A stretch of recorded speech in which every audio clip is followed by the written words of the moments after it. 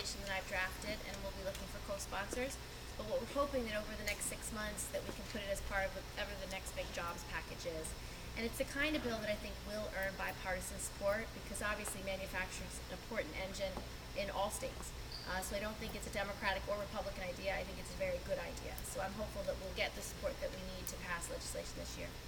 Where do you see the money coming from? Well, with all funding, it's a question of choices, and I think that I would make a choice to invest in our manufacturers far before I would give $8 billion a year to our oil companies. I would also make this choice over several corporate tax loopholes that don't reward keeping businesses in America. So I really think we have to focus our priorities on which investments have the greatest impact on helping businesses grow. And I think this investment is far more beneficial than those. Do you see the Tea Party, which had a pretty big influence in the last fight, buying into this? They may. We have to see. They haven't really had a jobs agenda in this new Congress at all, which is what the election was really about. So I don't know which ideas they support or don't support.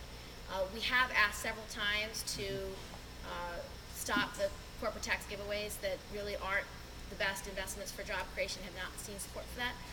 But in the Senate, the Tea Party doesn't have a very strong hold. There may only be a couple who even associate themselves with the Tea Party. So I think in the Senate we could be very productive, and I'm hoping if we pass meaningful legislation out of the Senate, it'll provide the kind of leadership that the House leadership may need to begin to pass some legislation there that's jobs related. Let me pass that on to the Congressman. How do you see it going in Congress? How do I say, pardon? How do you see it going in the House, this bill? Well, I think that there is a growing understanding in the House. There has been a lot of opposition to doing this kind of thing, but I think that now more and more people are beginning to understand what is the right thing to do.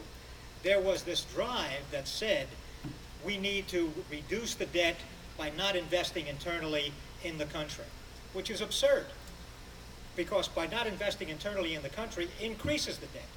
When you invest internally in the country, particularly for the creation of jobs, you are reducing the debt.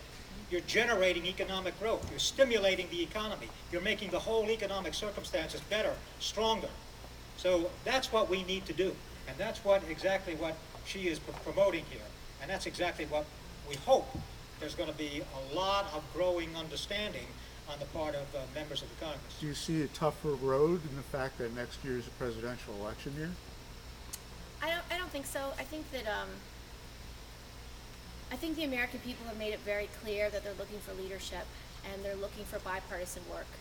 And so if we are successful in passing this in the Senate, which I'm very hopeful, I think it will create more momentum to see solutions come out of the House as well. Now again, whether we're successful or not, I don't know, but it's definitely worth fighting for. And what I've seen in the past, I've only been in the Senate for 2 years, but sometimes issues rise above partisan politics, and that was a perfect example of the 9/11 health bill. We passed that bill the last day of the session by unanimous consent, because we brought everyone together to understand there's a question of right versus wrong here, and we have to support our heroes. I think creating jobs in America is the same urgency, and I believe that people of goodwill can come together in a bipartisan way and pass a meaningful agenda. I'll be looking for those partners in the Senate. I think they exist. Whether we can provide enough leadership in the House for Speaker Boehner to move this legislation forward, I don't know yet, but we're on the right side of justice. We're on the right side of the will of the American people, so I'm hopeful we can be successful. You're presenting this the same day Spectre Watt is trying to expedite their bankruptcy hearings because they say there's going to be a deluge of solar that's going on the market through bankruptcy because of what's going on in the industry. How do you offer what you're saying there and what they're saying, which is really going on in the industry? They're worried that there's going to be so much equipment out there. That it will lower prices? Yes. Is their worry? Senator, can you just Sure. I don't know the specifics about how your preface to the question, but solar is a growing industry, and my biggest worry is that we don't continue the investments in the solar industry. What my concern is if you don't tell entrepreneurs and innovators and engineers and scientists that the federal government is committed to your technology, then the lack of investment will continue to grow, and that's a huge concern. We've spent a lot of time over the last decade allowing the Chinese to almost eclipse our leadership on solar energy. We are the inventors of solar technology. These are American invented technologies. But unfortunately, because so much manufacturing is going overseas, they are now perhaps better poised to do next generation innovation of solar technology. We don't want to let that happen in this country. So we want to make sure we're keeping that manufacturing right here. The way to do that is make a strong commitment on tax policy and a strong commitment on access to capital for those emerging technologies. And that's why the SEAM Act is so important. I also believe that despite the rancor in Washington, an energy bill is something that we could get done. Now, this will be a modern energy bill. It won't have all the things that the three of us would like to see in a progressive energy bill, but if it does have that strong commitment to the renewable energy markets through tax credits, low interest and no interest loans, and grants, that sustains our long-term vision in America of a renewable economy. And we have to signal to the private sector that we will stay committed, and that's why I think making tax credits longer term, 10 years minimum, is really important, because it's that long-term commitment that tells a venture capitalist or tells an angel investor, you know, regardless of where we are in competing with fossil fuels today, the federal government's going to be there with a long-term commitment to offset the increased costs until we're cost efficient. So solar's yet not cheaper than oil and gas, but it could well be in the future if we continue to invest and make the technologies cheaper.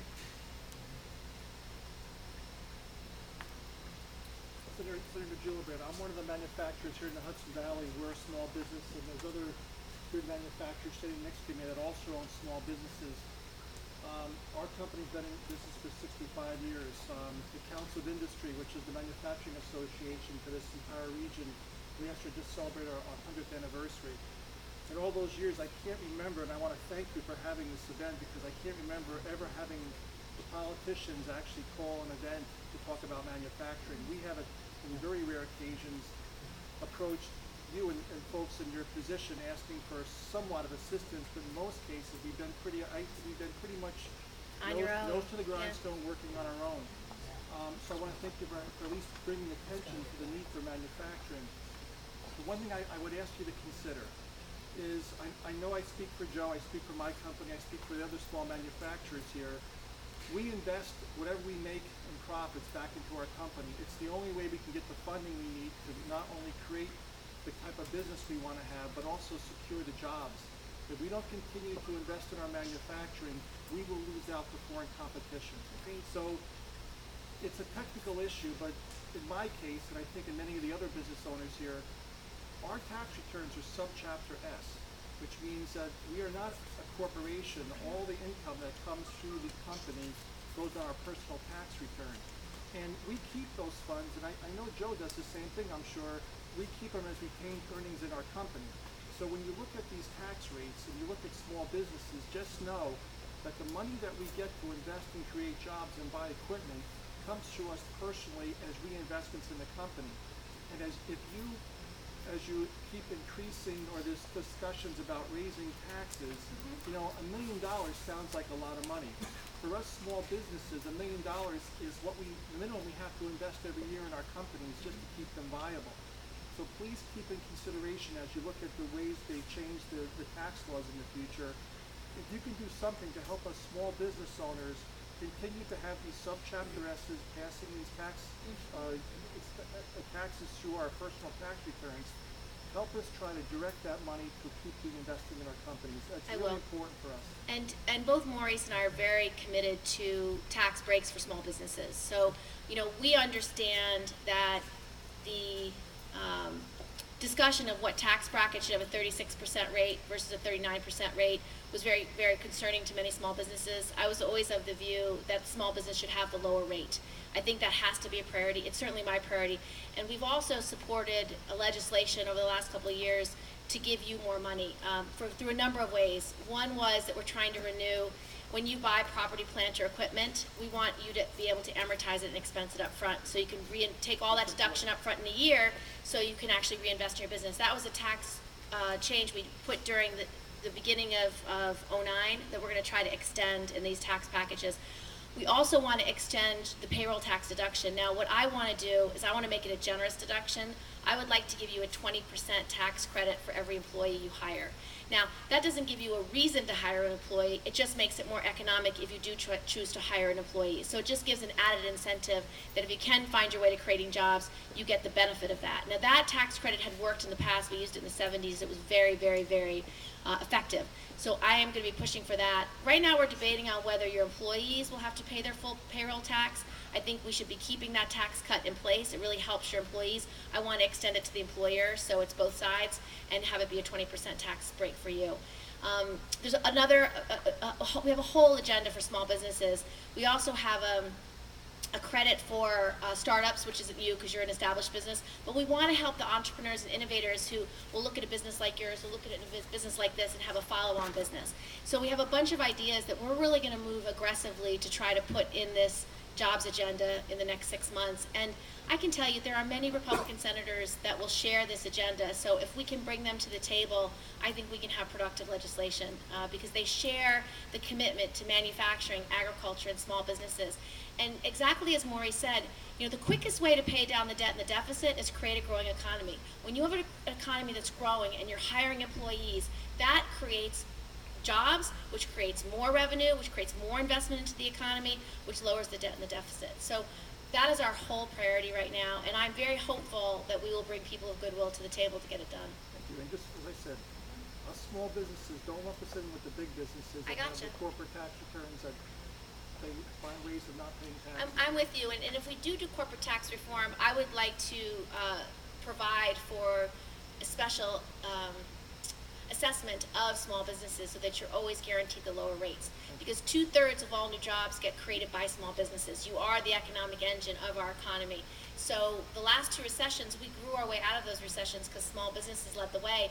We haven't seen the same growth in this, you know, coming out of this past recession. And largely it has to do with some capital issues and other economic issues, but we're trying to increase the access to capital that you have, but we want to lower your tax rates as well. But even when you say small businesses, please keep in mind, manufacturing is Oh, I agree. But it's not a pizza parlor where it, Oh, I'm with go to you. pizza parlors all the time, but This is the manufacturers- perfect we example of have a to small make lots business of- yes. manufacturer. We have to make lots of big investments, so please keep a special place in your heart for small I manufacturers. will. Thank you. Thank We're you. working closely with you, as you know. Yeah, thank you. Thank you all for coming. So quick question, small and medium-sized manufacturing or any business would be considered what as far as number of employees? Well, each legislation defines it differently. Sometimes it's based on your revenue for the year, sometimes it's based on how many employees. For example, though, a hedge fund that only has 6 employees but has $1 billion under investment is not considered a small business because of its revenue size. But this business, for example, would be a small business, somebody under 100 employees, somebody under $1 million in revenue a year. But it's different for different programs, and I can give you what the cutoff is for each one. But they try to gear the legislation to fit what people consider a small business. And manufacturers are always included there. Go ahead. Oh, I have off topic. We'll do them in a minute. We'll do off topic after. Sort of on topic, Mike. When you guys were doing the tour, the senator wore her safety goggles, and you and Maurice didn't. That's not true. I had mine on. I took them off when they were turning the machines off. Oh, okay. Maurice, you weren't wearing them. If I saw him without them, I would have made him put them on because I would be the mother among them.